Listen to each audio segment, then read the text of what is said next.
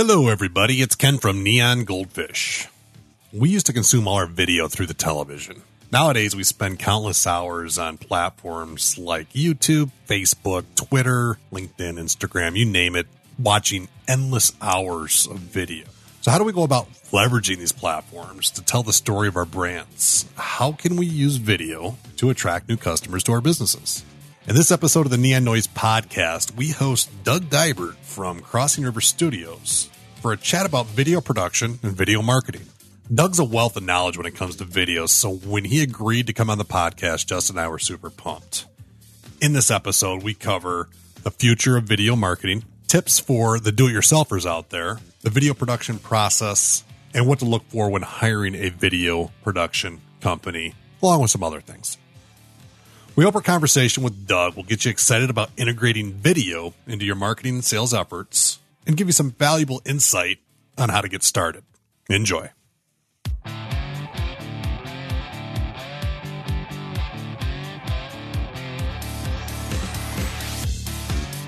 Hey, everybody. Glad you are with us for this episode of the Neon Noise podcast. Ken and I have a special guest on today. We're going to be talking with Doug Dibert from Crossing River Studios. Doug has helped us out with quite a few video projects in the past. He is an expert when it comes to video marketing. Yes. Somebody thinks I'm an expert. Yes. Somebody thinks you are an expert. You know, Doug, Ken and I have been talking a lot about the importance of video for your business. It's untapped. We think that there's a great opportunity for people to get additional exposure to their brand, and figured that it'd be a great topic and to have you come on the show and give us your insight. So how's it going today, Doug? Well, good, guys. Good. It's going good. I'm excited to be on the show here. Looking forward to the chatting in depth about video and video marketing. Great. Hey, Doug, why don't, just for the listeners out there, why don't you give us a quick overview, a little background about who you are, a little bit about Crossing River Studios. Fill us in a little bit on that, if you could. Sure. So I got started back in January 5th, 2005, creating video content for businesses and nonprofits. And I would say our what's the word I'm looking for? Our sweet spot is definitely creating brand videos that tell a story, that show how a product or service interacts with a real person's life and makes their life better. So obviously, since January 2005, a ton of video innovation has happened since then. As we all know, it's definitely been interesting. I was thinking about that this morning. I always do, like, after I get the kids off to the bus, I kind of do a walk around the block, just kind of clear the head and think about, the day, and just thinking about the arc of video. And you had like the standard definition video, and then you had this standard definition, but then it went to what's called 24 frame per second video, where video looked like film. And then obviously HD, and now you have 360. I mean, well, they have the 2K, you have the 4K, and they have in 360, which I just decided we're getting into creating and producing 360 videos now. But for me, like, I think the biggest and the coolest thing was that 24 frame per second. I know it's old school, but it made that video look like a movie. Nice. So I think that was I think a big change for video. So put us in a time frame, Doug. When was that? Was that back in 2005 when it was the 24 frames per second? Yeah, it was a bit of a backlog of the progression of going from the 24 frames per second maybe to the 360. And I'm gonna plead ignorance and just for the sake of our audience. Actually, it's true ignorance. And give me a little bit of detail on 2K, 4K, 360 as well, please.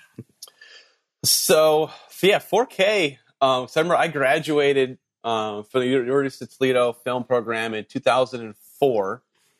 And then I believe it was around that time that it came out, because I called my professor up. I said, hey, look, I'm looking into going into business here. What kind of camera would you recommend? And he's like, oh, dude, you got to check out the Panasonic DVX 100. Man, it shoots 24 frames per second video, man. It's totally awesome. Sounds amazing. So I jumped on it and, a lesson from maybe if you're looking to start a business, don't go into debt. So I decided to go into debt right away and without a solid plan in place. But hey, worked hard, made it through. And then so obviously then when HD came out, and then even with 2K and 4K, you can do 4K on your cell phone now, which honestly you really just don't need for online stuff. YouTube will convert it down to that person's cell phone speed, which is about 720p. I output all my stuff at 1080p, just in case somebody does want to watch it full HD. But typically, depending on your internet speed, you're watching at 720p. 4K and 2K are just essentially. It's nice to have if you're gonna, blow it up even on a huge movie screen. You don't really need 4K. 4K is nice, like say you're a photographer and you're shooting what's called raw footage. It's nice to have it in post to edit with. That's really about it. Because I just had a drone guy do some drone footage for me, shot it at 4K, but I ended up down converting it down to 1080p. Just so it works, and that way people can consume it easily on their phones. Just because you know as well as I do with web design, you have just moments to catch somebody, and if somebody has to wait for a video to upload, they're like, yeah, no. Forget it. So forget it. Exactly. So that's kind of, and then obviously 360 video is still fairly new. Even the workflow for it on the back end is definitely interesting. I was just doing a bunch of research on it yesterday, trying to decide if I really wanted to make the jump to shoot 360. I could see it for a lot of unique applications. Like I have a dentist client here in Columbus, Ohio, that's been having us do these like office video, this showing like the modernness of the office, kind of making people feel comfortable about coming to the office. So I was thinking about it for them, for doing a 360 video where it can move and interact. So it's all about just interaction, getting people to engage with it. And even Facebook video ads are just now starting to support a Facebook video ad, not just the video. You can see it in Facebook, but they have an actual ad. It's actually not even supported on iPhone as of this moment. It's supported obviously with your desktop and a Droid, but not iPhone yet for whatever crazy reason. Interesting. So do you see that type of video setup? You got the rise of virtual reality coming into play and that type of experience, tie-ins to that. Obviously you have the VR devices becoming more and more, I think, affordable and such. I'm kind of geeky about that stuff.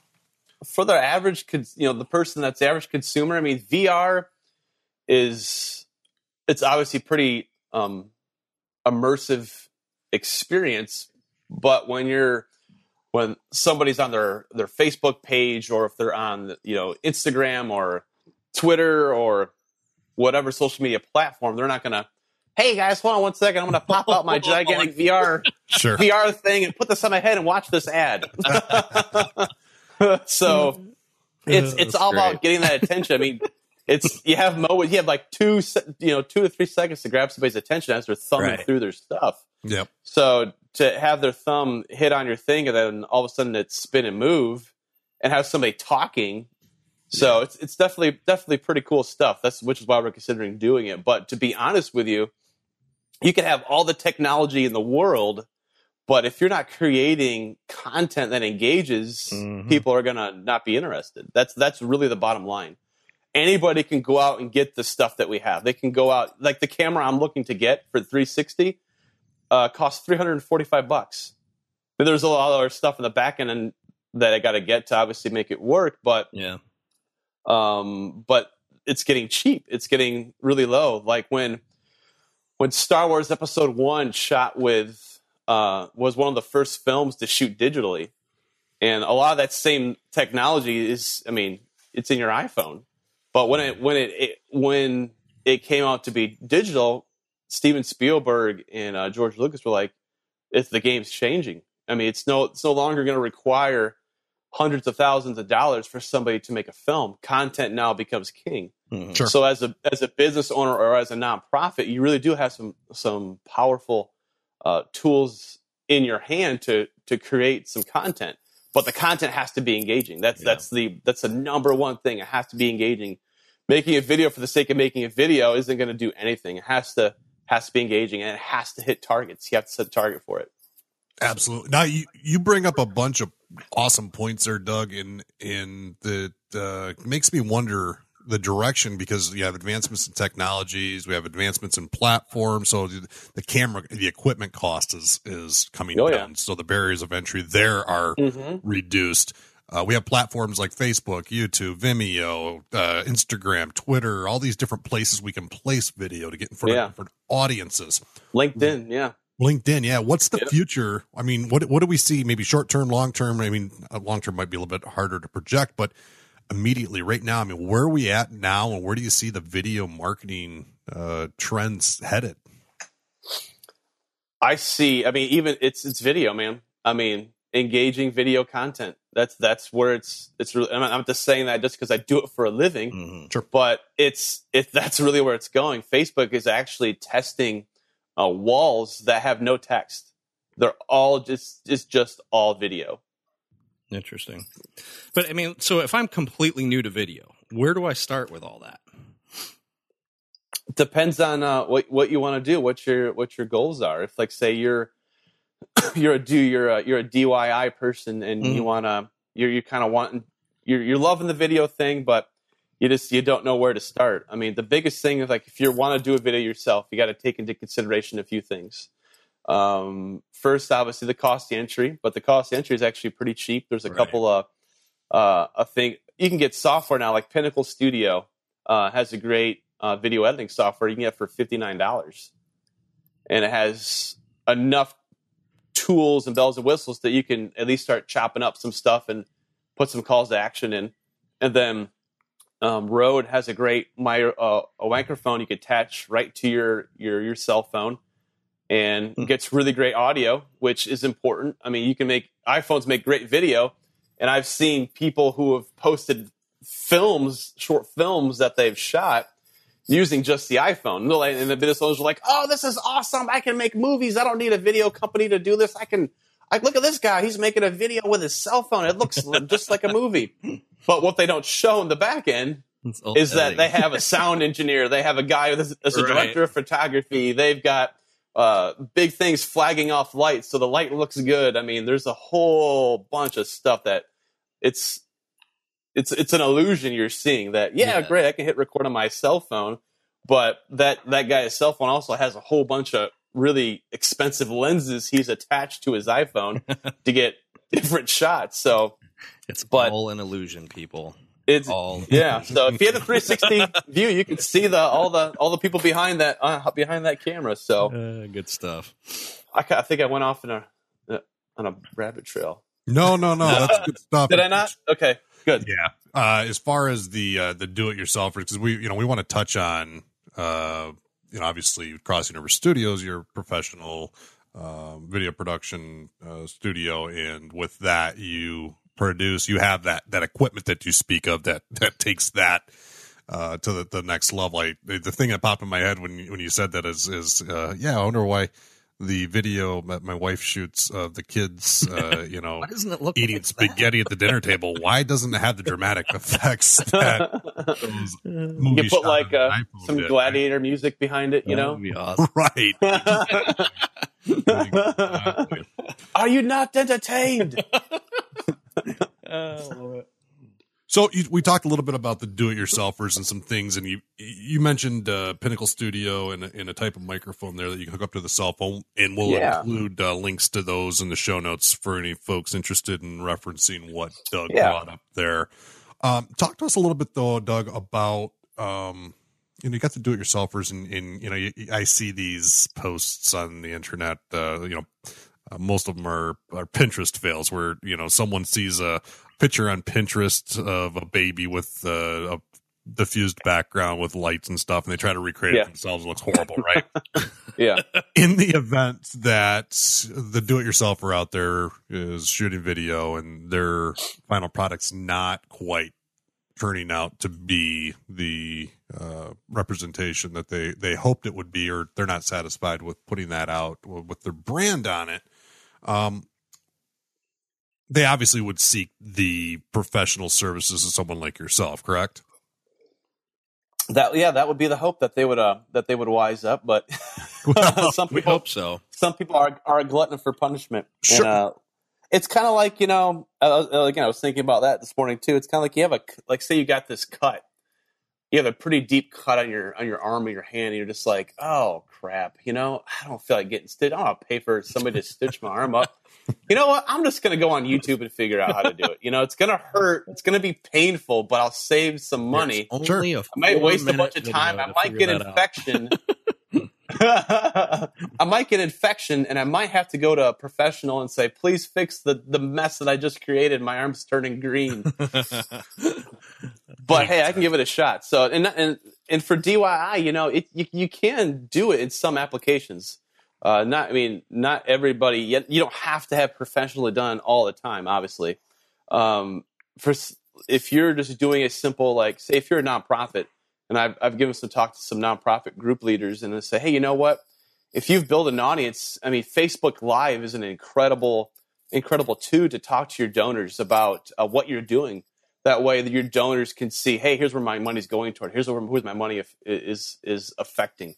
So for applications like that, it's great. But if you're really looking to create something that's going to reflect the why and what of your business, you really, unless you have somebody on staff that kind of has somewhat of a clue, you really have to talk with somebody that professional like us at Crossing River Studios about how to get that plan. Because again, you can get the equipment, but it's all about creating a piece that's to your specific audience, to speak their language.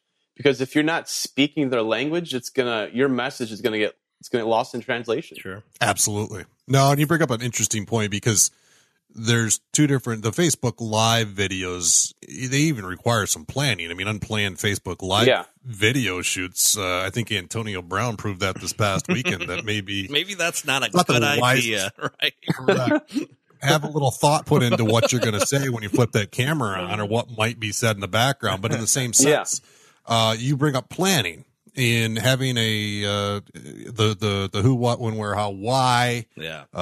Is it the message targeted towards your buyer persona, your target audience? Additionally, what do you want your audience to feel after they've watched your video? Because video invokes emotion. When it's called, we have in our brains what's called mirror neurons. So it's the same. Those neurons they reflect kind of what you're seeing. So for example, when you're at a movie and you're watching a really intense action film and you're really into it, we say, "Oh, I was into it." That's because those mirror neurons are firing. You're into what you're watching. Or if you're watching a scary movie and your wife or your girlfriend or your significant other jumps at a certain scenes, because your mind is reflecting that. So when somebody's watching a video about your brand and it's a real person talking about how great this product or service is and how it's affected their life for the better, it makes that person viewing that video have those feelings of positivity and happiness. And they're going, oh, if they're having that experience, I want that same experience too. Absolutely. In that is something a trained eye can pull out of the actual shot, right? Yeah, exactly. Yep.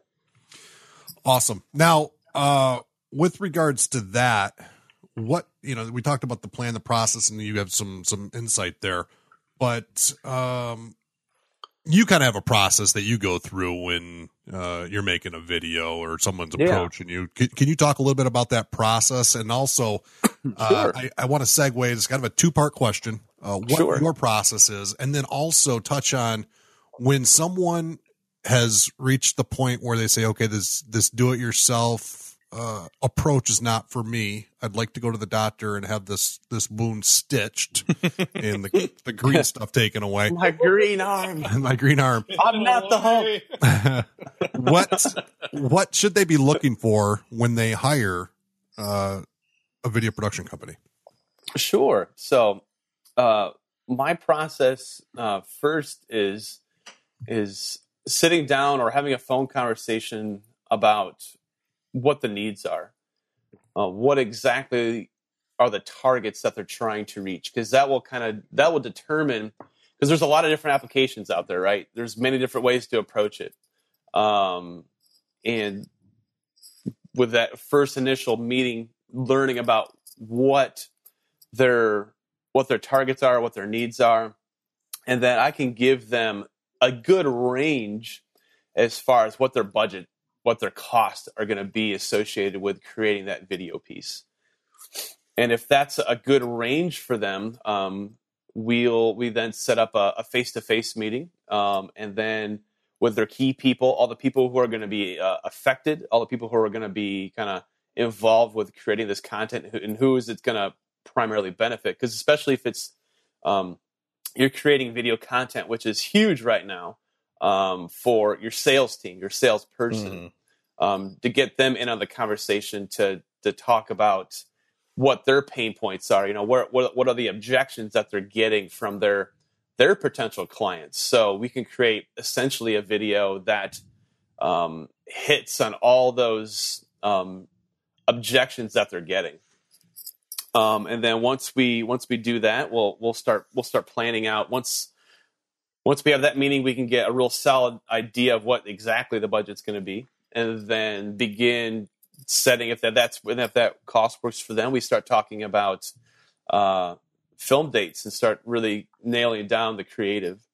And then once all the filming is completed, we go into the editing process, and then we edit the piece until we have the final version that our clients are wanting. And then from there, we also offer, which I think is a huge downfall from a lot of video companies, and that is the ability to do video marketing for our clients for absolutely no cost extra. We set up their YouTube channel properly. We make sure that video SEO is done properly. For example, like we did a video for a chiropractor in the Grove City, Ohio area, which is a suburb of Columbus, Ohio, where we're based at.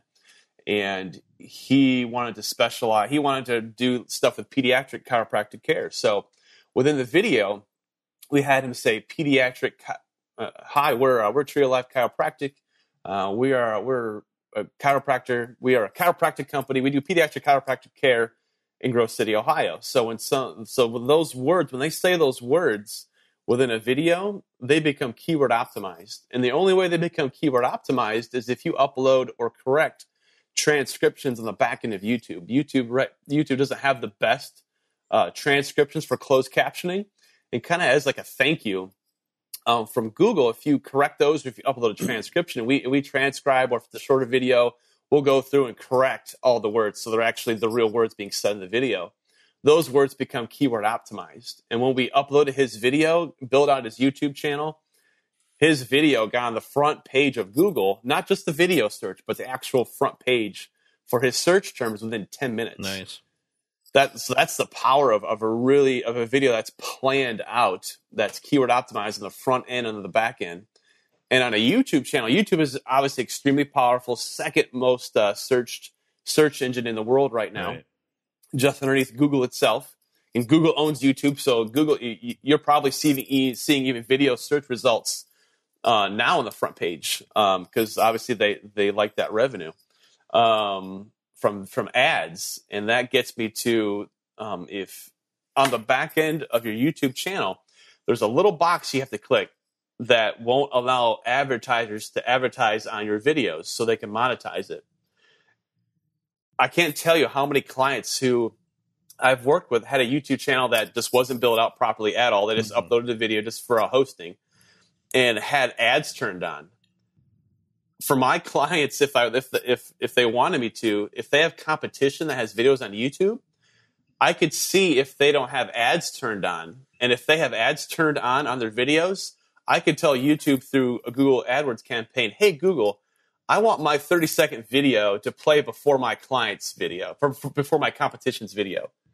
So when your somebody's searching your competition, my client's video will play before the competition. That's brilliant. Nice. So it's even big. There's a big Costco didn't have ads turned off, and somebody hijacked their YouTube channel. It was for this giant bear that they were selling. And I was looking that you could find this giant bear, and then have ads turned off, and somebody was pre-rolling an ad before their video. It's like even big companies like Costco aren't in the video savvy, which is crazy. 1,000 giant bears yesterday, thanks to Costco. I love it. So, I'm trying to think where I was. Sometimes I go off in the rabbit trails, guys. You're fine. Real mean. You were talking about your video marketing services. So, and the so a lot of video companies, thanks for the reminder, Ken, they'll just say, hey, your video's done. Here you go. We'll see you later. Good luck. And they're not. And usually the business owner, that consumer is like, what do I do next?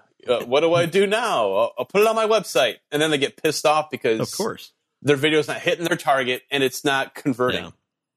So that's why we decided, you know what, we're going to help our clients not only create the video, make sure that speaking to that audience, but we're going to help them market it. We're going to show them how to launch for free. We'll show them how to launch. We'll teach them how to do a Facebook video ad campaign and how to properly target their audience via Facebook video ad campaign for free. And if for some crazy reason they're like, you know what, I can't do this. This is more than what I anticipated, but we really want to get this out there. We could do monthly support of marketing their video for them via Facebook video ad campaign and a YouTube ad campaign. Nice. For them, because the biggest thing we want them to see is return on investment as quickly as possible. And video right now for marketing, for the consumer, for the business owner is so awesome. And the reason why it's awesome right now is because Google and Facebook are at war for video supremacy. They want to be the video kings, right? Mm-hmm. Back in 2015, a lot of people don't know, but back in November 2015, Facebook video uploads surpassed YouTube video uploads. And that pissed off Google a lot. Oh, I'm sure it did. They don't like to lose because they make about $80 billion a year off YouTube ad revenue. And then Facebook is starting to cut into that. So that's why you're seeing all of this, even the back-end analytics, which a lot of people don't even take 2 seconds to do, but the analytics in the back end of your YouTube channel and of your Facebook video ad campaign are so huge because you could see who's interacting with your video. When are they dropping off? Do we need to make tweaks and changes? Are they getting to our call to action soon enough? Right. So is it engaging people? So there's a lot of hosting options out there where you can add a call to action button right in the video, and they're interesting, but they're also really expensive. And to be honest with you, I don't think they're really worth investing in. A properly built out YouTube channel and doing Facebook, because Google at a moment's notice that they're like, you know what, let's have the ability for our people to have a call to action at the end of their video. It squashes those other video hosting companies like a bug. Sure. So they're nice, but all you really have to do to have a great call to action, I mean, obviously in your video, but having a contact form that's created by you guys, or a button that's just right next to it, or a contact form is just as good. Because at some point in the video, if you want that pop-up to come up that has click here now to get more information, fill out this. How many people love pop-ups when you're watching something? I mean, we all just love pop-ups. Absolutely. Best we love going to a website and having somebody actually, no, it was actually one of your clients. He had me do somebody wanted a green screen walkout where they walked out on their website. We won't name that client, but I don't think you can remember him now. But they had the cheesy walkout of, hey, welcome to my website. They probably got to, hey, welcome to my click off. Yep, exactly. So to have a pop-up come on, it doesn't work. So if you're creating an engaging video, and if you go on the back end of YouTube, there's a section in your advanced kind of pull down called audience retention. And if your audience retention is above 40%, that's considered excellent. And then you have relative audience retention, and that kind of compares it to all the different videos in your length category, I should say. Interesting. So, but very cool. Very, very cool. No, that's some awesome insight on the YouTube analytics and some of the settings there. That I think some of our throwing a lot of information out there. So no, that's hey, info overload. Good. That's awesome. No, and we appreciate that, Doug. We do. Now, I just want to back up in your process for one quick second here. I didn't even get to the DIY yet, but you didn't at all. No, that's next. Perfect. The step of the process with creative. What goes into what's the creative process look like? I mean, I understand that you might have some different types of clients. Some are probably more involved, some are less involved. Are you storyboarding? Are you showing up and kind of doing some improv? What's the process typically? I understand that it probably differs from each job, but maybe walk us through that a little bit. Yeah, sure. The process, what we'll usually do is obviously we'll sit down and figure out what the targets are, what they want to hit. And that will really determine what type of video needs to be created. And the most powerful video that I see work, and it's really our bread and butter, is the story-based brand video, where it's taking and I don't know anybody that's, not to kind of, I guess, toot my own horn, but I don't really know anybody that's doing this approach. It just kind of dawned on me one day. It's like, why does somebody go to a website? They go to it because they're looking to see if what you offer could solve their issue, can solve their problem.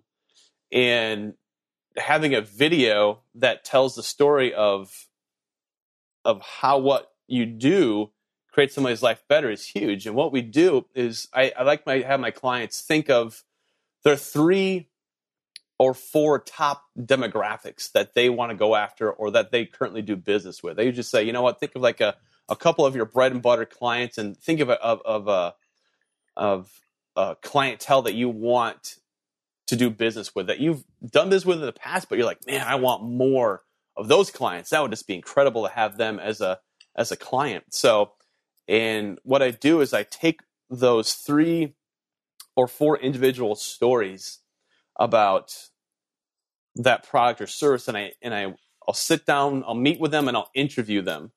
And I'll have questions from from that person. What do you want them to talk about? Really, what you really want them to hit on?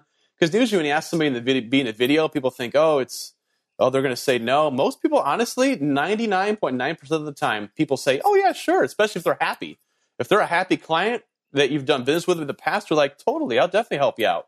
So, and all we really need for us, we just need their info. We just need their name and their number. To contact them to set it all up. That way the business owner can be hands off or as hands on as possible. Nice. So, which is good because people, especially a small business owner, obviously you're busy, so you don't need to be on the set. Just give us some basic direction. We can be off and running and get you an edited piece within a few weeks. So what I'll do is I'll sit down. We'll have it. It's like we're doing now. We'll have a conversation. I'll get them to say things that you just really can't script out because it's real. I try to be as real as possible. So, and then I film probably about 20 to 30 minutes of actual content from each person. So you're looking at about 2.5 hours of content. And then we go back and we edit it. We edit it down to about a 2-minute-ish video, depending on the content. Okay. And the whole goal of that video is that it lives on your front page of your website. So it keeps your potential client there longer. But the ultimate goal is to get that potential client to see themselves within that video. We want them to recognize themselves and go, oh, hey, that's me. I had that issue. Oh, gosh, yeah, I remember having that problem. And once they see themselves, then we kind of have them. They're at the top of that sales funnel, right? They're floating around at the top.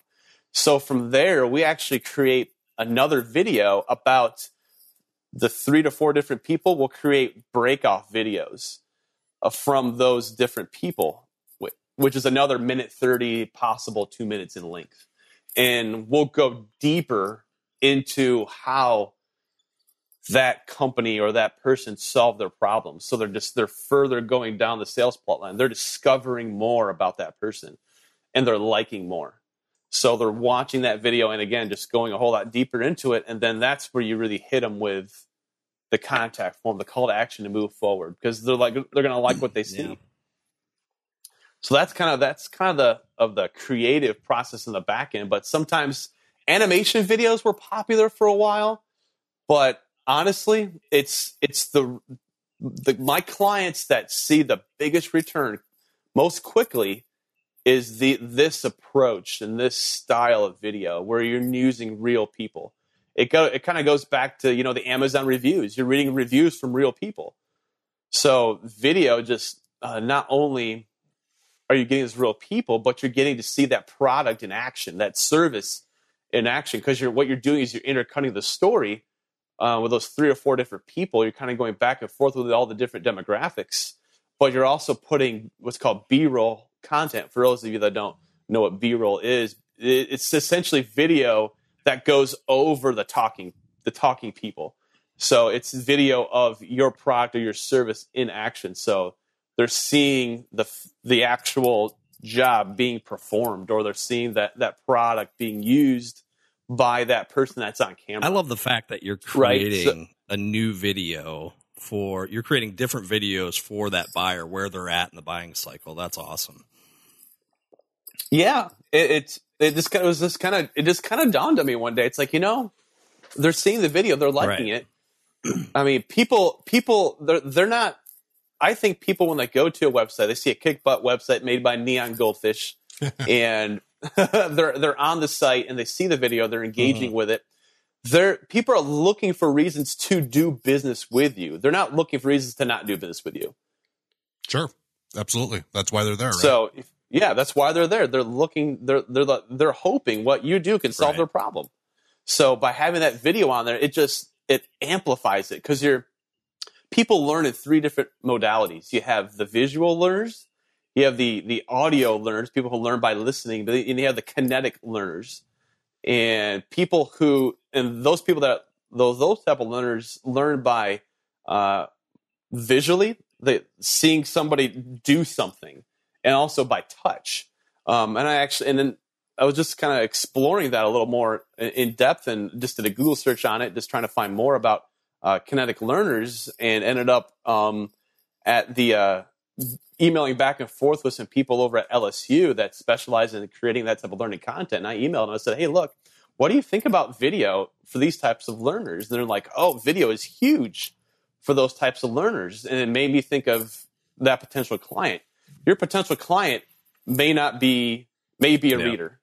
Your potential client may learn by listening, but your potential client could be that kinetic learner. So you're really, with video, it hits on all those types of learning modalities.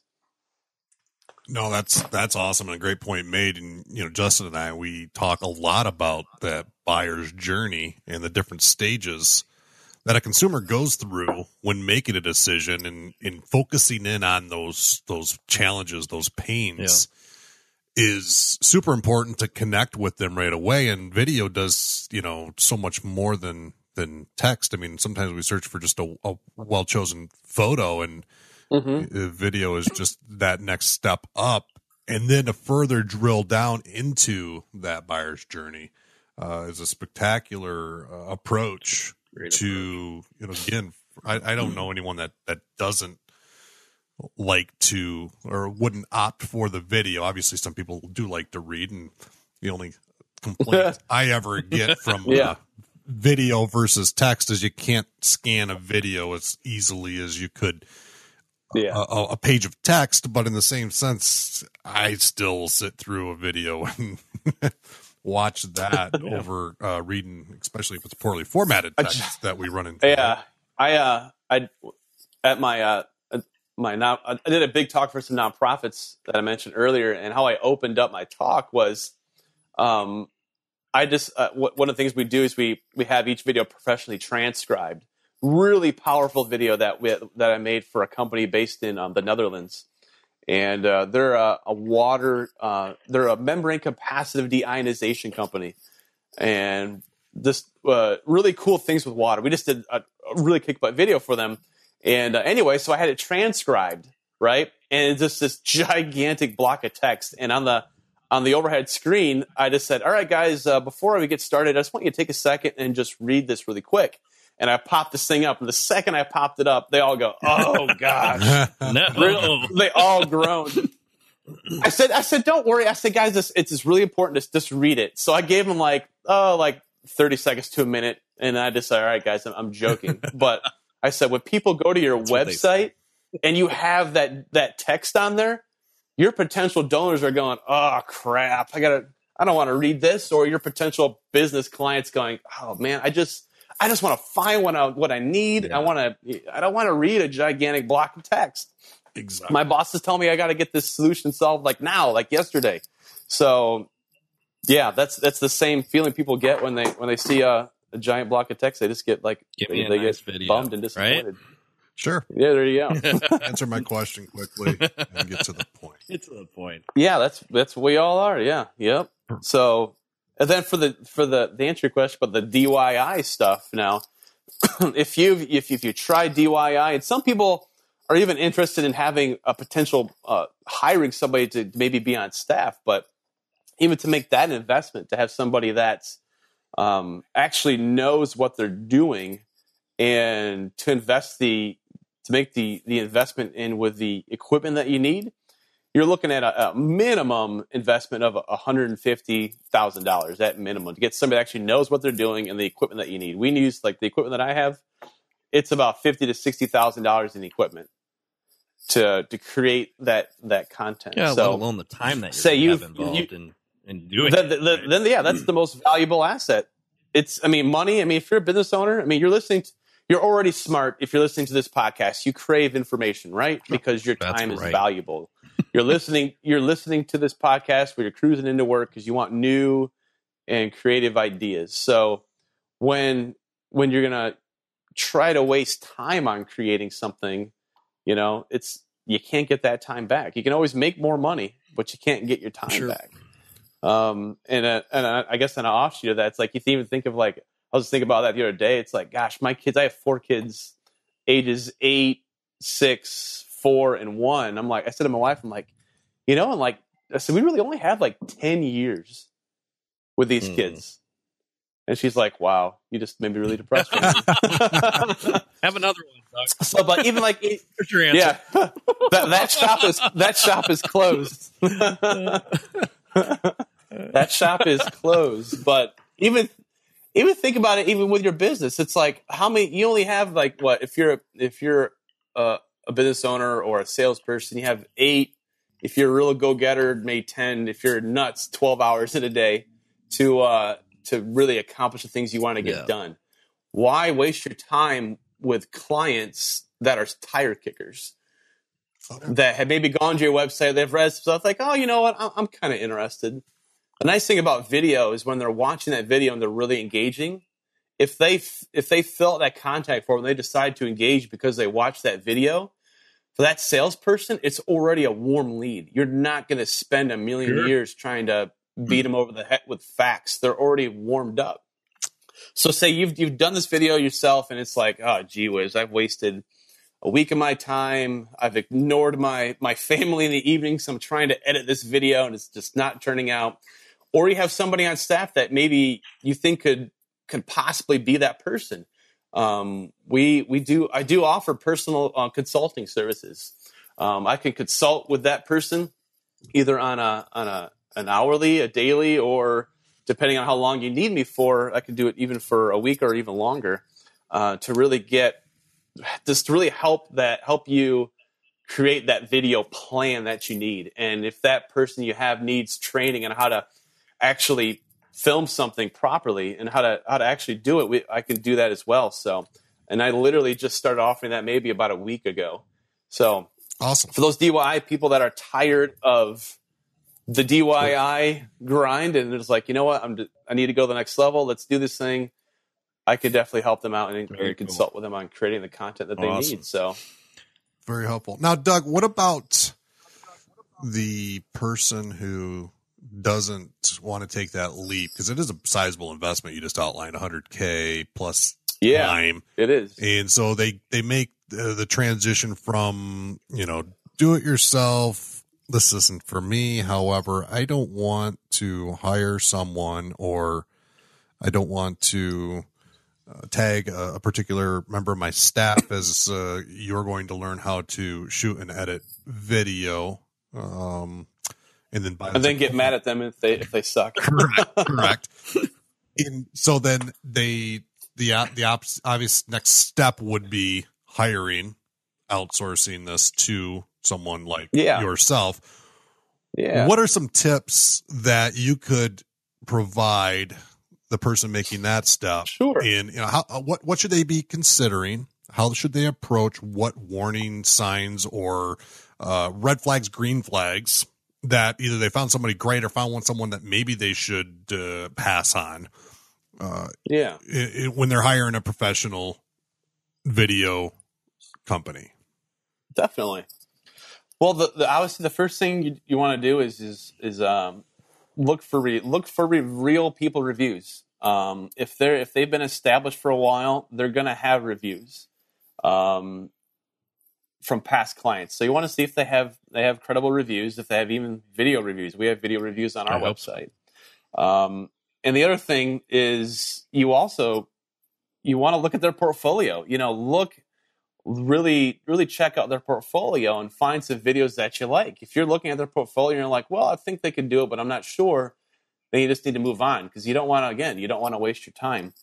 So say you do find somebody, you like their portfolio, obviously call them up and to see how they are personality-wise.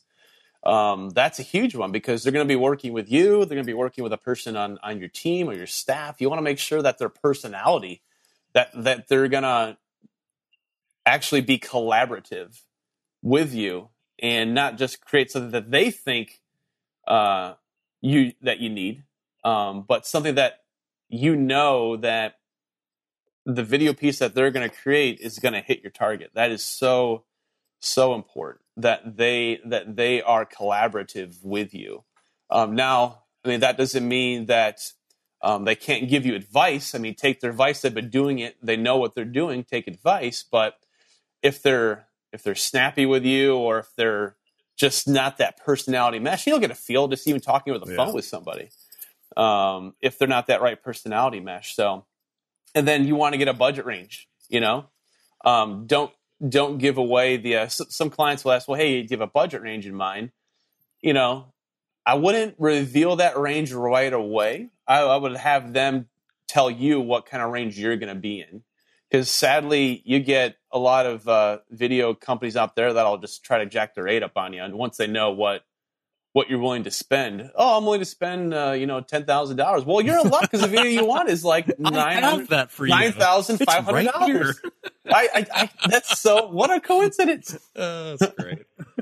So those are the cues to kind of pick up on. But if you're looking just to kind of information gather and maybe get a plan in place. If you go to my website, crossingriverstudios.com, I got a bunch of tip videos called Doug's Tips. You can go on there and there's a whole bunch of tips on creating a video that will help you justify your cost, how to better manage your time using business with video, how to even start creating your brand video in 3 easy steps.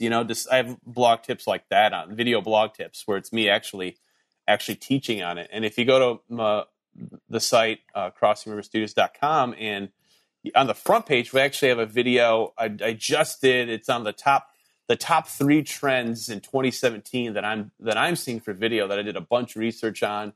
And I think it's extremely valuable information. So if you're just wanting to learn more, even just start the planning process, go to the website and click on Doug's Tips, and you'll see a whole bunch of great video content there just to kind of get your thought process Very going. Cool. Beautiful. And we'll include links to all of those resources Doug just mentioned in the show notes as well. Cool. So some great insight there, Doug, on what we should look at when we're starting to vet different options for having that hiring somebody out to do that. So. And then unless you know what you're doing with video marketing, I mean, some companies are starting to offer it, but it's crazy that not more video production companies are helping their clients on the back end market their video. So if they can also not only create the video Put it out content, but there they in can front of teach somebody. you how to market it. If they kind of go silent on the phone or look at you like with a blank face, you're like, "Can you show me how to do video SEO?" And they go, yeah, that's not going to be good for me. Sure. Right. You don't want to do business Right. with them, you know. Perfect. Nope. Great points, and that's sounds like a good value add that you're providing there for your customers. So, now, Doug, I know that you have a side project. It's a little bit of a niche market, but can you tell us a little bit about that recently launched platform that you have? Yeah, well, I get a lot of resumes and people who have graduated from a video school or a film school, and I started a website called Success After Film School just to teach people who want a career in video how to find their niche and start their own business. So that's one of them, and then the other one we are actually getting ready to launch here, probably within the next 3 to 6 months, to be perfectly honest. It's going to be a course for your DIY people who want to do it themselves, but again, have no clue where to start. And creating an online course that you can get a membership on that will teach you how to develop a plan, how to get the right equipment that you need to shoot your own stuff, and how to do the video Very SEO, all the back end. So if you want to be the first to know when that comes out, go to the website crossingriverstudios.com and fill out the contact form and let us know you're interested, or jump on and get that 2017 top 3 trends video to check out, and we'll let you know when it's available. So, but I was going to jump on it a whole lot sooner, trying to get it out, but I really wanted to take some time with it and be very purposeful with it. Make sure that's going to provide a real value for the DIY people. No, that sounds like an exciting resource. I think a lot of value will be found with that. But yeah, if you know somebody that wants a career in video and they want to learn, have them go check out successafterfilmschool.com, and for literally just $97, they can get this video course that teaches them everything that they need to know. Very cool. It's kind of like it's almost like a giving back type of a thing. Yeah, I need to make some money off it just to keep it going, but it really is kind of a giving back type of thing, just because I hate to see people who graduate and they have this great knowledge in video and they want to do something with it, but just have zippity-doo idea where to start, because you guys know as well as I do. When you did website design courses, they taught you how to do the website design, but they didn't teach you how to get the clients. They did not. Sure. Awesome stuff. All right, Doug. I think I just I've got your 3 video trends of 2017 coming to my inbox. You're going to see my email in there right now. So hey, I'm sweet. excited to take a peek at that. Cool beans. All right. Anything else that we want to touch on today, or we cover everything, guys? Doug, is there anything else that we missed that you wanted to bring up?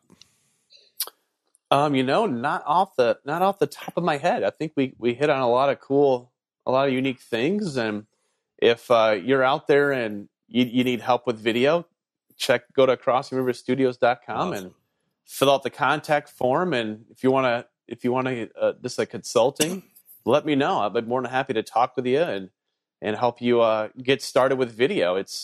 If you're not doing video, you need to jump on it now. Jump on that train. Jump on that train, on the video train, and chuck All away. right, guys. Well, we try to keep these to an hour. Doug, we appreciate your coming on the show today. Hopefully, absolutely. Thanks for having me. I think that we got a lot of information out there for video, and hopefully everybody has a better understanding. I hope it was helpful. Sometimes I get excited and I kind of ramble. Video this. My wife's like, what? I love it. What are you talking about? No, you made some awesome points today, Doug, and I think that there's a lot of value presented here. So we're looking forward to getting this podcast recording out to our audience. Yeah. I'm all about learning and education and just educating people. So yeah, that's why I just recently launched that tips page. So the Doug's I love the tips. Doug's tips. Good stuff. All right, guys. Thanks again, Doug. As always, thank you. Everybody, you can check out the show notes at neongoldfish.com/podcast. You can also connect with Doug at crossingriverstudios.com. Make sure you hop on there, check out Doug's tips area. I'm sure there's a lot of awesome information in there. You guys have a great day today, and you'll be hearing again from us next week. Take care, guys.